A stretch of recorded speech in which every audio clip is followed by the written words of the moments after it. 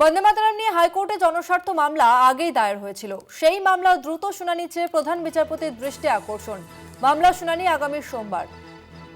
আবারও জানবো, আমরা ফোন লাইনে রয়েছে প্রতিনিধি পীযূষ কান্তি নাগ। পীযূষ দা, দেখো, বন্দে মাতরম নিয়ে কলকাতা হাইকোর্টে আগেই একটি মামলা দায়ের হয়েছিল, জনস্বার্থ মামলা।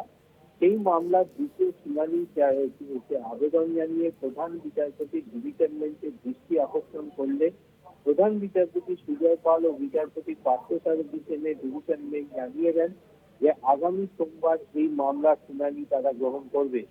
মূলত আবেদনকারী দাবি ছিল 28 জানুয়ারি চলতি বছরে কেন্দ্রীয় সরকার বন্দে মাতরমের 4টি স্তবককে সংযুক্ত করে বিজ্ঞপ্তি জারি করে।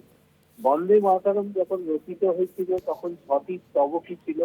পরবর্তীকালে 1937 সালে রবীন্দ্রনাথ ঠাকুর এবং মহাত্মা গান্ধীর পরামর্শে দেশের সাম্প্রদায়িক সার্বভৌমত্ব রক্ষার স্বার্থে সংযোজিত 4টি স্তবকগুলিকে বাদ দেওয়া হয়।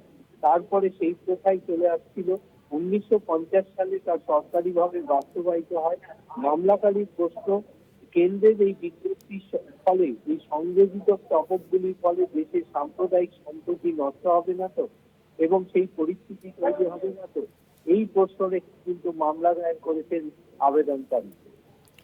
ধন্যবাদ পীযূষ দা।